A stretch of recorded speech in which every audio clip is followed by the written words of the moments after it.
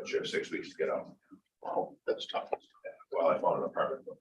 Big stars. The other problem, then we didn't even have a hole.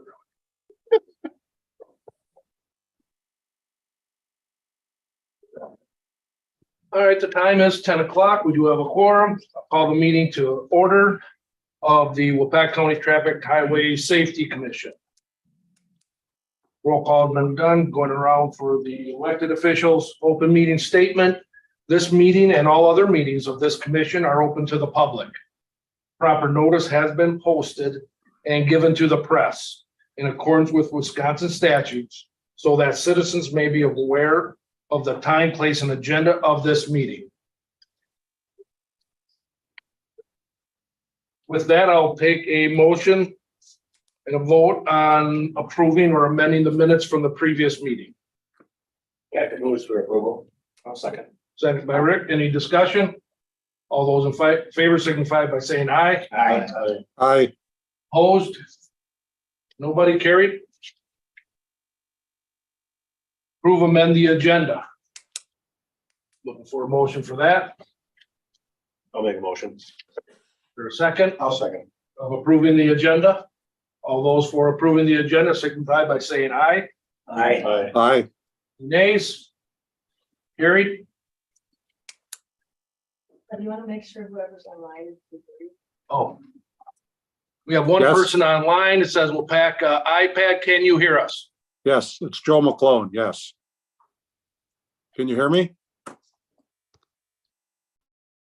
He's talking, I can see it on the microphone. Yep. Microphone's muted or his. That be Joe? Probably. We cannot hear you. All you way down, like, when he's on. No, you can see on the red his mic. Can you hear me now? Can you hear me now?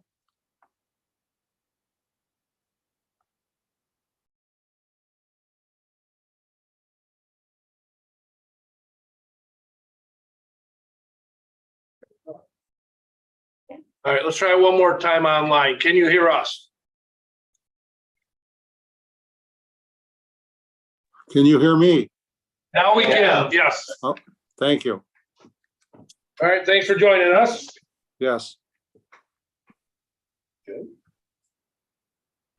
Yep, I got them down. Is there public input?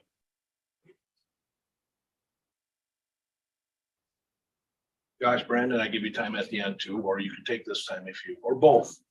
All right, no public input.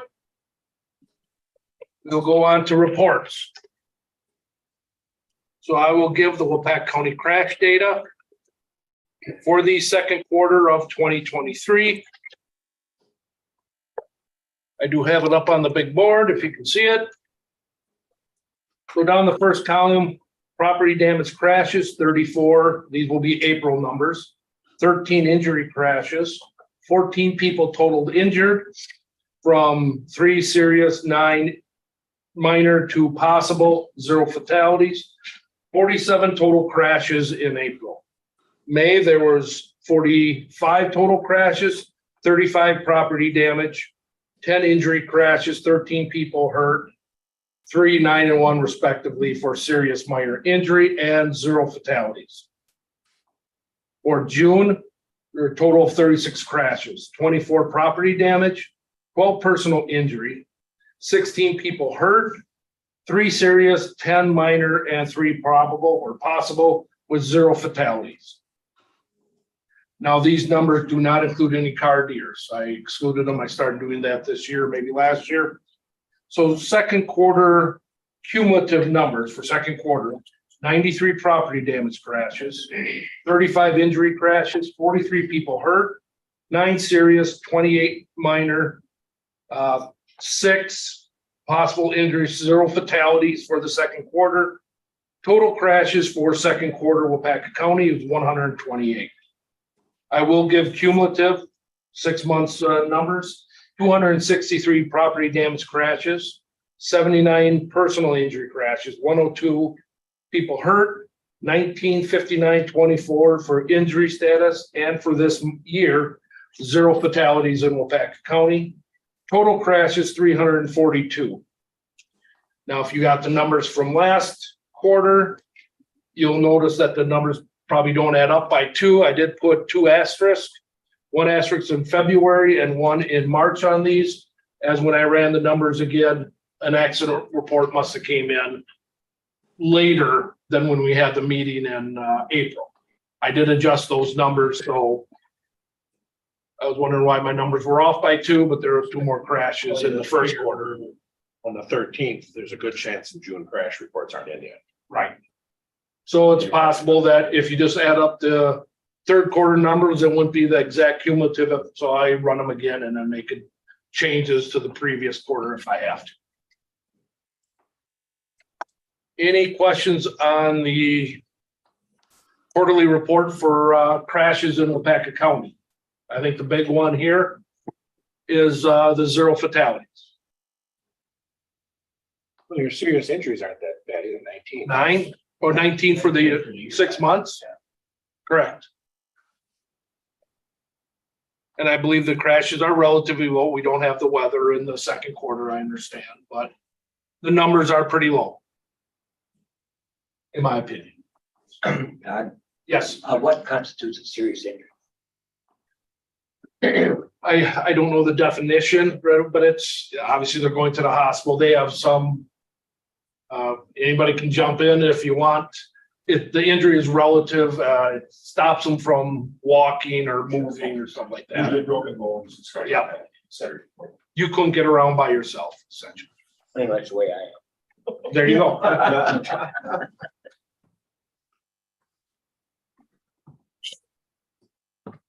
There's no questions? Did you hear from Tony at all, Kim? I just looked on the email too, but he did say, send the response. All right. Casey Byersdorf, Highway Commissioner.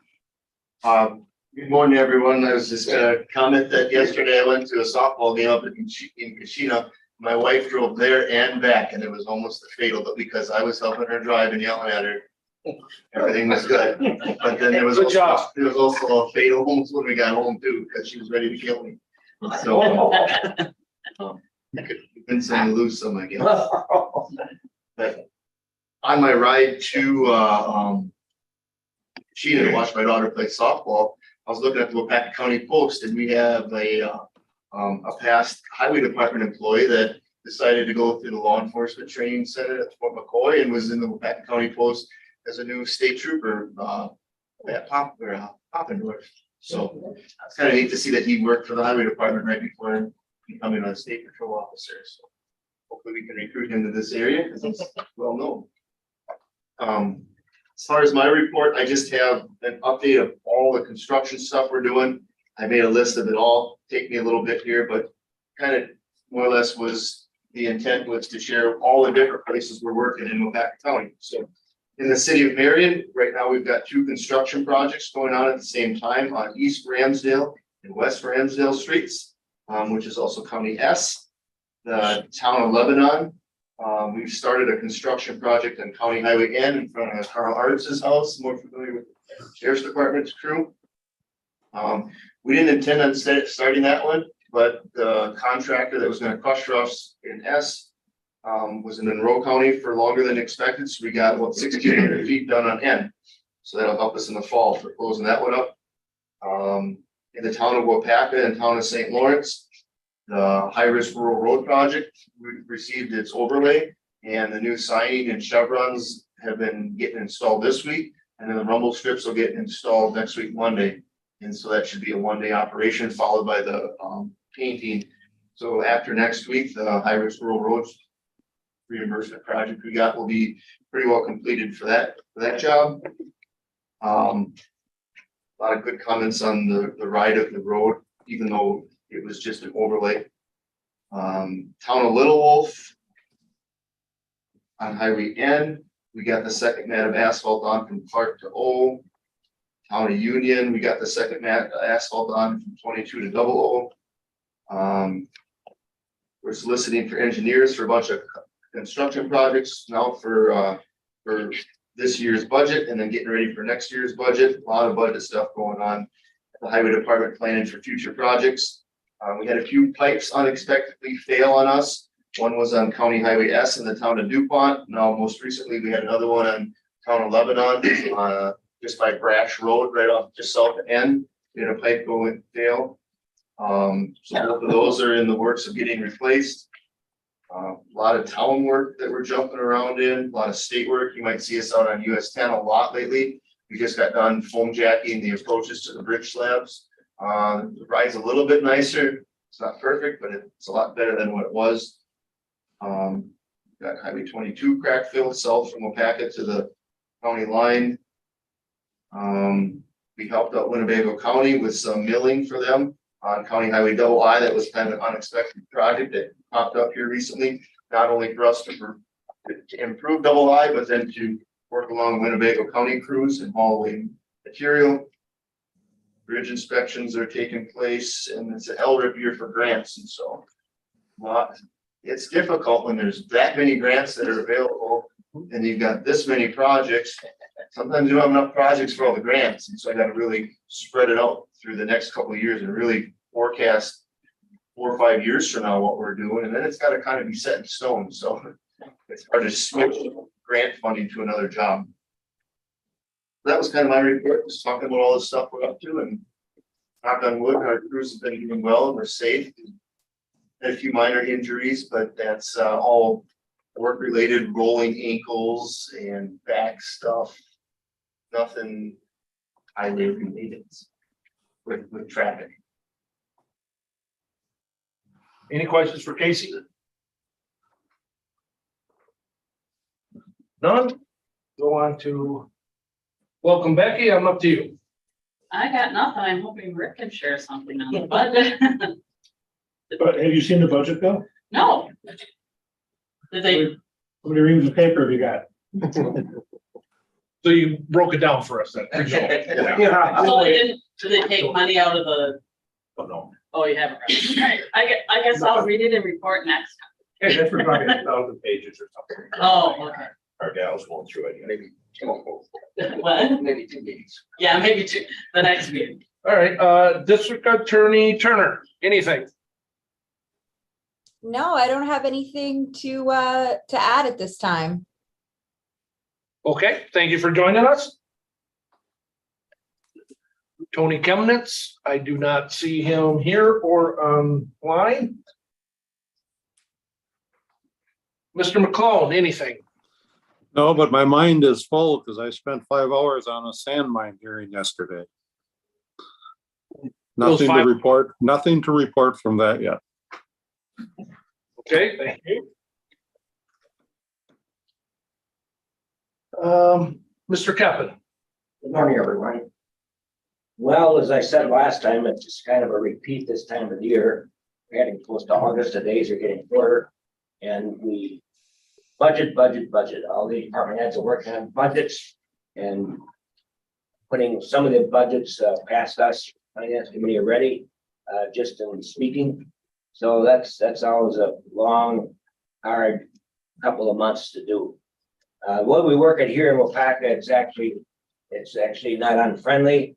We work pretty much as a team, the elected officials plus the professional staff. We work together on it, and through the last 10 years, it's really worked well that way. The other thing is we really want to thank the governor and the state legislature for passing the increase in what am I trying to say? Shared revenue. We found out we're going to be getting $754. Says $754,000 plus some cents, and that's really going to help. Maybe put some towards wages so we can keep up the neighbors and don't lose, so we can get more people and don't lose so many. Been a problem here somewhat. Some counties it's really been a problem, so that was a real godsend for us. Other than that, I don't have anything else. Thank you. Questions? Hearing none, Mr. Oling, get them up to you. Next one right away, please. Okay, statewide numbers as of yesterday, 275 fatalities compared to 287 the year before. You notice that number is getting closer. That does not include, I think it was 3 in Waupaca. There were a couple days ago, and yeah, there's some missing. So the numbers are starting to get a little bit closer. Okay, next one. Every quarter, BOTS wants us to work on 2 things. One is something from engineering, and the other one is something from data quality reminders. Now, what we've been looking at is the contributing factors in a crash, and how many crash reports don't have any contributing factors. So in 22, there were 770 crashes in the county. 55 of those showed no contributing factors at all. So you're at 7.1%, which is about the statewide average. I did, just for the heck of it, look at it, because we can break down all 3. But 118 of those had no driver factor at all, which could be when you start looking at snow and maybe vehicle failures, which we don't see a lot of vehicle failures. But I guess the question we want you to ask yourself is, how do 55 crashes take place when there was no factor anywhere? Because like, if the shoulder fails, that's a roadway factor, but the driver also left his lane of traffic. So, and I don't know how many of those are 1 vehicle or 2 vehicle crashes. I think we could dig into that, but that's not our intent right now.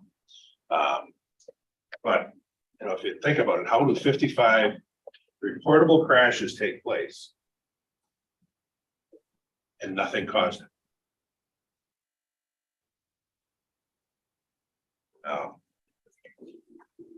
It's not meant to be we're the police looking at this, but we see some, like there's one county I have that over half the fatalities have no factors. How do you run off the road and roll your vehicle over and get killed and not have a factor? Because I can tell you 2 without even knowing what happened. You left the road, and we know that in that case, the shoulder gave way because it was a straight truck on a county road during a detour. But so we're just asking you to kind of take a look at that. Remember that it's the officer's opinion. You don't have to have enough to write a ticket. You don't have to have enough to write a whole dissertation on it. If you think the guy was distracted, and that's the only reasonable, and I know it's difficult with a fatality, but they left the roadway, they deviated from the traffic. So something happened.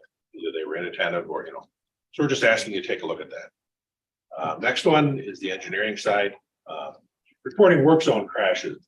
And a lot of people, and I get it, because I still use tracks very, very seldom, but you click on one box and nothing happens, meaning you said no. You say yes, and 25 boxes open up. The example being distracted driving. The question about distracted driving, you say yes, and then it's like, okay, what about this? What about this? What about this? So a lot of people take the unknown, which doesn't really help us. Same thing with this is we're trying to evaluate the overall effectiveness of what they do in a work zone. When they have closed lanes, how do they close them? Doing closures at night versus during the day. Where are the crashes actually happening?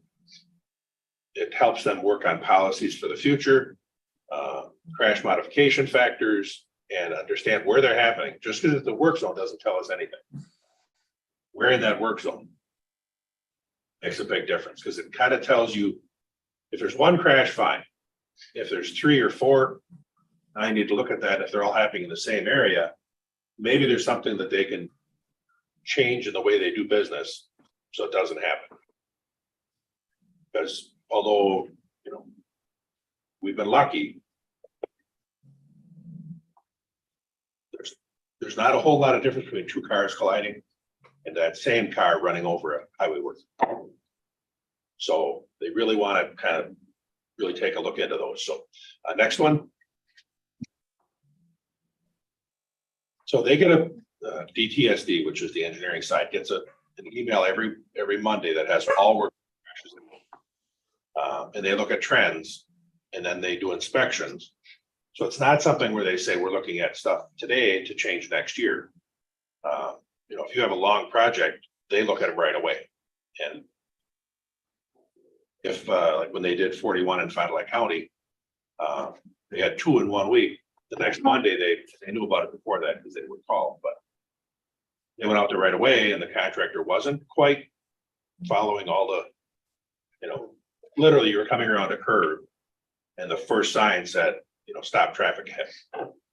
Problem is, the traffic was already stopped. And right now there's one up in Outagamie County where they're redoing the ramps on 441. And it says, as you come off of 41 onto 441, there's a sign that says, beware of backups. And the problem is the backup already happened. And I came around the curve because I drive that every day. And I get off on College Avenue now. And I literally had to swerve to the left because everything was backed up almost to the ramp. So things like that, they don't want you waiting a month to tell them or a year. That's where this comes in. And then monthly, they do an internal review of all of the crashes to see if there's something that can be done. Plus, when they apply for grants, they can use a lot of that. Because I know one of the things that's really expensive is those rumble strips, portable rumble strips. They can add that into the grant that we need portable rumble strips, or we need law enforcement out there for mitigation. They can get those into the grant based on what they're seeing in the crash report. So there is a method to their madness. It's not like when I first started doing it, we were like, yeah, we're from the insurance companies work here. We're not. A lot of this has got a lot more to it. So next one just talks about the before the work zone is before you have anything marked as a work zone. And it's important to mark those down because maybe the 2-mile mark for the first warning sign isn't enough. If crashes are happening before that, they need to fix that. And then, what's happening? Are there signs that are, and I saw this the other day, I don't know what they're actually called, but where it shows where you're supposed to move to the left lane because the right lane is closed. And then the next one said just the opposite. It's like, okay, I guess I'll watch for the arrow to tell me where to go. And then, is it where the lanes are shifting? Is that where it's happening? Because everybody's hitting the brakes or the activity area. And that's probably when you have these long work zones and you go for a mile or two with nothing, but it's all down to one lane. And then all of a sudden there you see them working. That's where everybody locks up the brakes. So if that's where the crashes are happening, maybe you need to do something different in that area. So they're just asking that you be a little more cognizant of that, and give them a little more information. Next one. And then they want you to be able to report what, how were the lanes closed.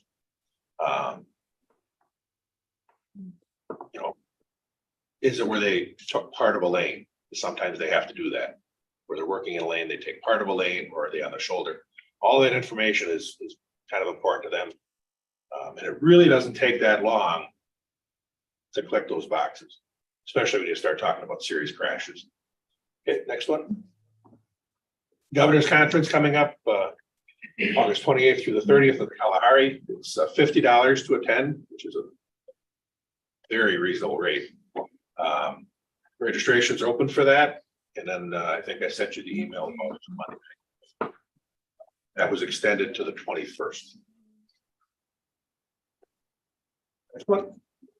Okay, Speed Awareness Day. You should have gotten a letter from the State Patrol inviting you to be part of Speed Awareness Day on July 26th. I think that might go to your grant person, or it might have gone to the sheriff. Then we have Labor Day, impaired driving, then the Governor's Conference coming up in August at the Kalahari. And I believe we're going to be at the Kalahari the next couple of years because they're doing long-term contracts, so we're not bouncing around. Chula Vista is an okay place, but there's a huge difference between the two. That's where we usually ended up. So, next one. Couple of legislative things. Carjacking as of May 12th is a separate standalone offense. It used to just be operating auto with owner's consent. Now, if they use force or threat of force, it's carjacking. much more of a penalty. It's a class E felony. Next one. There's introduced legislation, and actually, believe it or not, this came from the Tavern League. ATV, UTV open containers not being allowed. Currently, they can be on the road or on a trail and they can have an open beer or whatever. So that's going through now and it's getting a lot of support. The Tavern League and the statewide ATV, UTV group are the ones who are sponsoring this. They don't want them out there with alcohol containers. And then failure to stop for school bus. Currently, the forfeiture is $30 to $300, which I think $30 is what? $250, $300, yeah, something like that. 60, something like that. They want to raise it to 300 to 1,000, so you'd be fined somewhere in the range of 500 for a first offense. I don't know where that'll go, but it's been introduced. Has not had a hearing yet, but it is out there. And next one. This one, these are introduced, but not, I'm sorry, proposed, but they don't have a number yet. The first one wants to allow like telecommunications carriers or cooperatives or public utilities to use the green lights that were supposed to be meant just for active highway vehicles. And it's only supposed to be used during like a power outage or service. Just personally, my concern with that would be is if they're on the truck, they're going to use them. Even if they're, and it'll be a definition of, well, we're restoring service because we're replacing lines. I don't know where the Public Pictures Association is on this, but They only want the, for, the way it is now, and leave it alone. leave it alone. So maybe they want to have someone contact this Tomzik from Mosinee. Or at least your local legislator and say, no, that's not what we want. Because it's nice that if you see green, you know it's plowing operation going on in the winter or some type of highway work going on. And it's not, Rick out there with his pickup truck cleaning parking lots out or something. And then driver's ed, the one proposed change is that renewal of a school bus license would require a verbal school bus safety examination. The application would have to complete that. I don't know what that entails. I was told by someone from the state patrol, and apparently the state patrol does the inspections of school buses. Yes. That they literally have to do that. Could it be, sorry for interrupting you, I think it used to be part of the school bus test where you had to know knowledge of the engine, and then with COVID or not enough bus drivers, they took that away. Yep. So maybe this is bringing that back, kind But of. it's verbal. Oh, verbal. Yeah, it's verbal. But I don't know what that means. I mean, I know what verbal means, but I don't know what. Oh. Well, you probably, this is a spark plug, this is a. Right, but who are you doing it to? I don't know if there's an examiner that comes out, you have to do all that or how that Oh. works. Maybe, okay. But Gotcha. that's been proposed also. I think that's all I have. Check, yeah. Then if we have two analysts left, a couple of them moved up to different positions, but they still do have the ability to run some numbers for you if you have a need for it. And they're working on the grant, what do they call it, the grant awards or whatever for next year. So hopefully I'll have an answer there soon. Because you guys deal with Mike, right? There's a new guy and a new person, but Mike is still training that person, so. Yeah, if you can email Mike about something or call him, he doesn't get back, just understand, he's pretty much running 72 counties. So, that's all I have. Question for Rick. See none?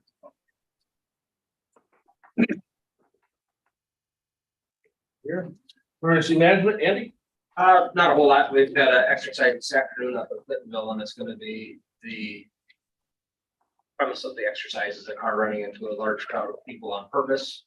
So look kind of like the Waupaca shot thing during the A's fireworks thing. So one of the, reading through the scenario, one of the things is everybody trying to leave at once. So see how it works. work through that process. That's all I got. What's it for Andy? United States Patrol, Sarah? Nothing. Kevin?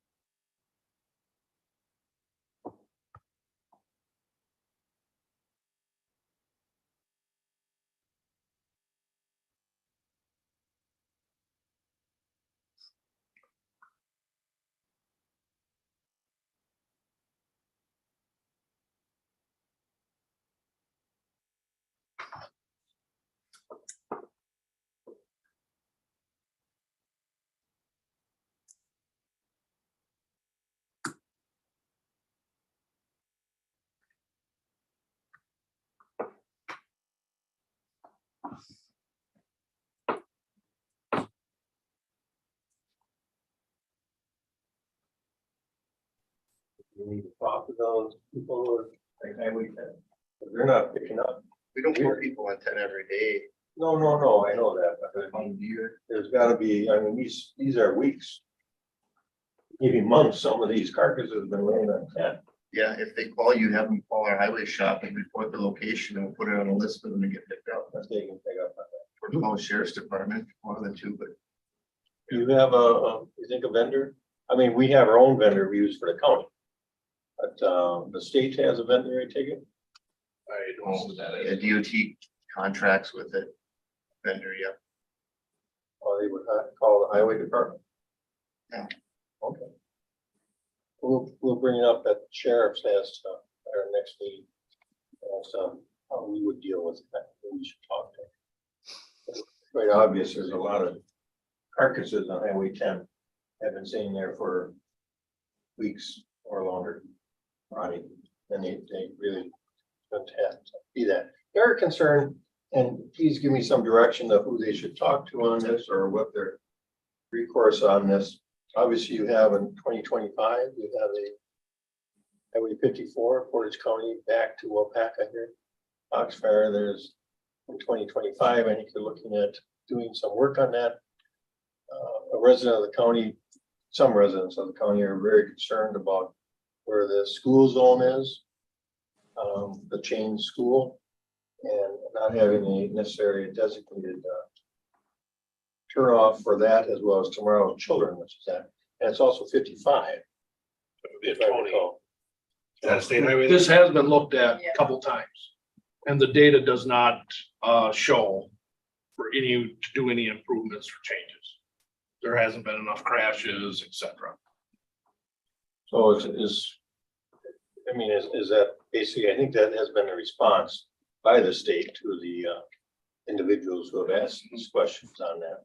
I know we're looking at Highway Q and 54, you're going to do some designated lanes for turning left and right.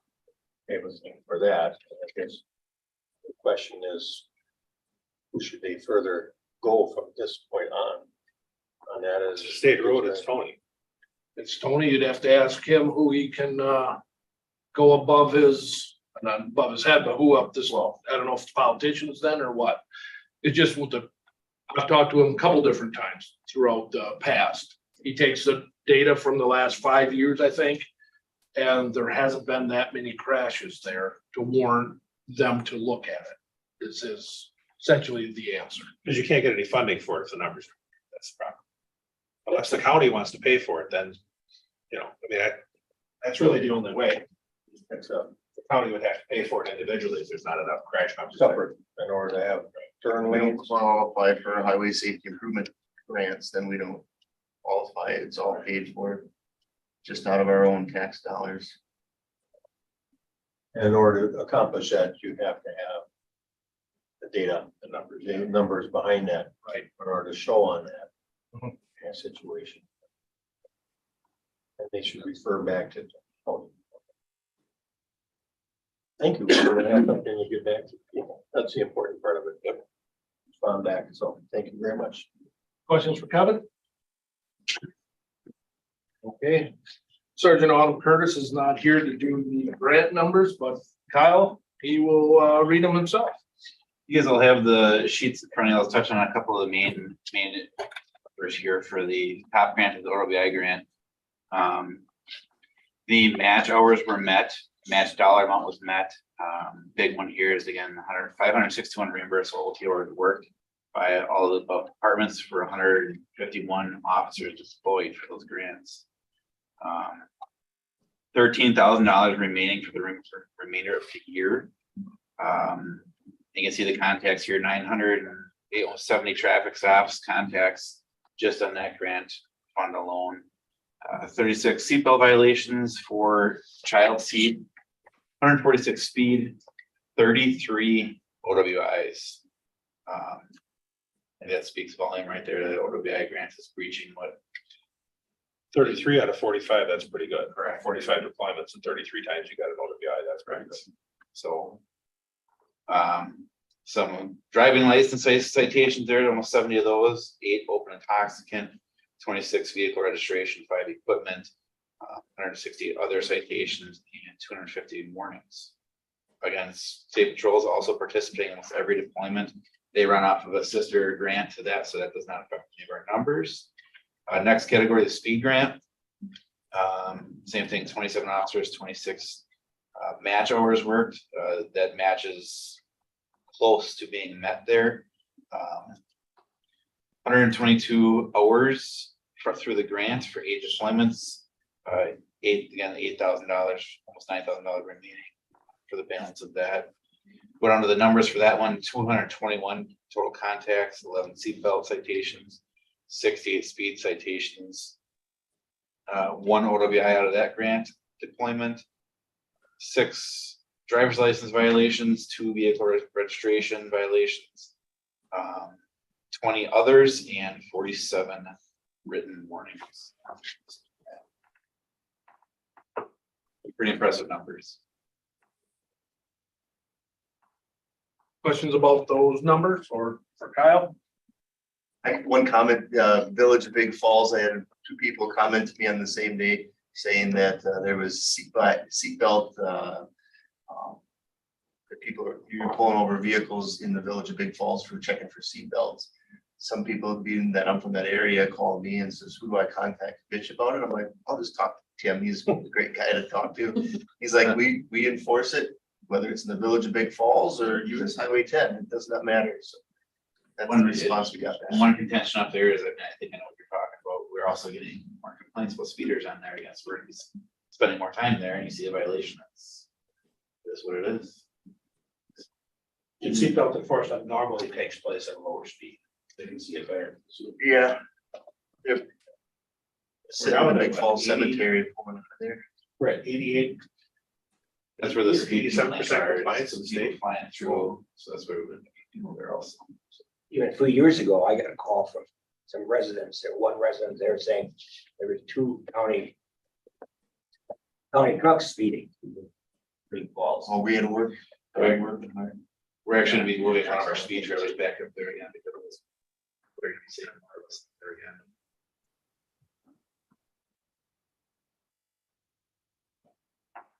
If you weren't there, they'd complain. Yeah. Thanks, Kyle.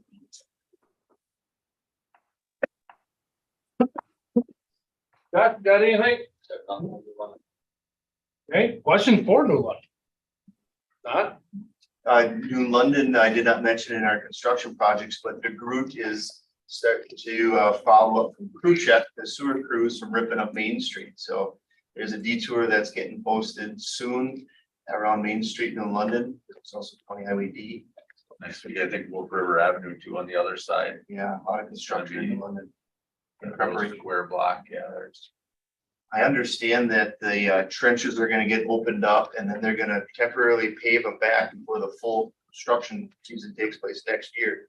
So there was some concerns about a lot of gravel exposure through the winter, but I don't think that's the case. They're gonna pave them back temporarily over the winter. I understand. Easier for plowing than. City of Waupaca, Brandon, Nothing to report. anything for the City of Waupaca? Anybody, anything else before we wrap it up?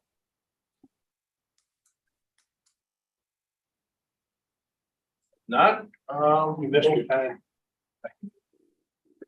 we can sit around here for an hour and 20 if you want. No, you said 30 minutes.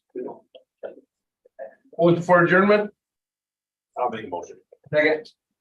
and I don't think we need to vote on adjournment. Anyway. Next meeting will be. October 12th. October 12th, next meeting. Same place, same time. Don't let anyone tell you different. All right, meeting